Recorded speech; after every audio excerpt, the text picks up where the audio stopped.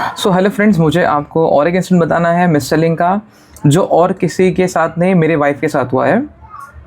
और involve bank है SBI. अब मेरी और ये इंसिडेंट जो जगह था ये बिहार का था। बिहार में हम लोग बिहार से है। सो मेरी वाइफ बिहार में गई थी एक बार। उसका अकाउंट उसका था minor account, minor to major करना था। सो ये प्रोसेस के लिए पहले डिनाई कर दिया। फिर उसका था बेसिक सेविंग्स अकाउंट, तो मुझे बेसिक से जनरल में लाना था। वो भी बोला नहीं होता है करके। ऐसे ही मतलब ऐसे कैसे हड़तुड़ कर देते हो आप लोग? मत करो ना, काम है तो करना है ना, यही तो काम है। बैंकिंग का कोर काम क्या है? यही है ना।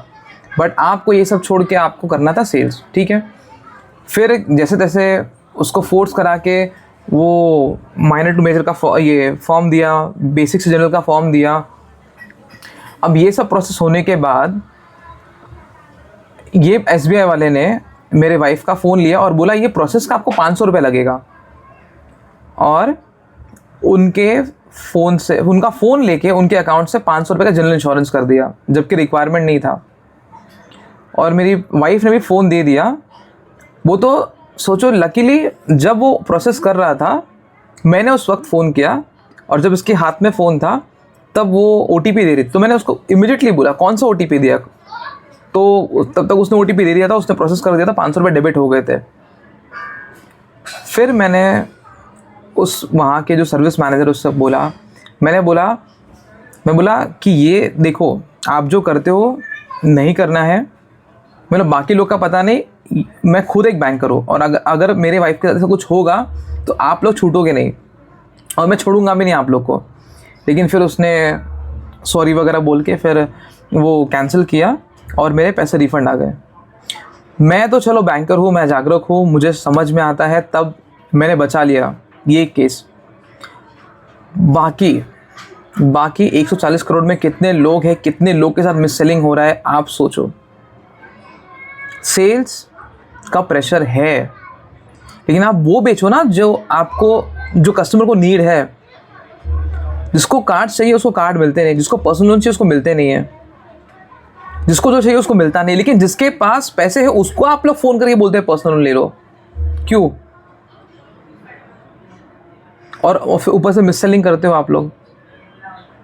आप जैसे मेरे वाइफ के साथ किया, आपने गांव के हर गरीब को ये प्रोसेस करने के लिए 500 रुपये ले रहे हो, 500 रुपये का इंश्योरेंस करा रहे हो, जो इंश्योरेंस कभी उसके काम का आया नहीं आया भगवान जाने। बट क्यों? आपको पता है किसी बेटी को अपने बाप के द्वारा 500 रुपये पॉकेट में नहीं मिलता है। ऐसे मल्टीपल बच्चे हैं जो 500 रुपये कैसे बचाते हैं, कितना उन लोग ईंटा उठाना, खेती में काम करना, क्या क्या करके पैसे लाते हैं, और आप लोग ईज़िली वो पैसे जमा कर लेते हो। फिर बैंक के शेयर्स के प्राइस जाते हैं ऊपर, प्रॉफिट किसी और को मिलता है, डिविडेंड किसी और को मिलता है। क्या हाई बद्दुआ ले रहे हो, क्यों? और मेरा ग्राहकों से यही निवेदन है, कुछ भी ज़बरदस्ती कोई आपके हाथ भरे मत हाँक भरो। हर चीज़ के पैसे नहीं लगते, थोड़ा सा पूछना पढ़ना चालू करो। हर चीज़ के लिए पे करना ज़रूरी नहीं है। कोई बोलेगा पैसे लगे, बैंक में कब से हर चीज़ के पैसे लगने लगे। यही हमारे राघव चड्ढा सर ने भी पार्लियामेंट में इशू उठाया है। कुछ चीज़ें हैं, वो चार्जेस जो लग रहा है मिनिमम मेंटेनेंस का, वो भी शायद से फ्यूचर में बंद हो जाएगा। बट आप लोग को नेम अपडेट करने का, साइन अपडेट करने का, एड्रेस अपडेट करने का, ये सब सर्विसेज आता है। सर्विसेज का पेमेंट कब से होने लगा? और तुम जो बैंकर्स हो, इतना गवर्नमेंट जॉब में के लिए पढ़ाई करने के बाद अपने विद्या का ऐसा अपमान करते हो, ऐसे गरीब लोग को लूटते हो। शर्म आना चाहिए। मतलब मत इतना गिरो। करना है अच्छे सेल्स करो। हम भी करते हैं, हम भी प्राइवेट वाले, हम भी अच्छे सेल्स करते हैं। हाँ, कुछ लोग मिस सेल करते हैं, वापस से आप बोलोगे कि हाँ मिस सेलिंग आपके इधर भी होता है। हाँ, लेकिन as an individual, as a good human being, आप भी वो कर सकते हो। हम be the change you wish to see, वही मैं बोलना चाहता हूँ कि आप अच्छा बनो, सब अच्छा बनेंगे।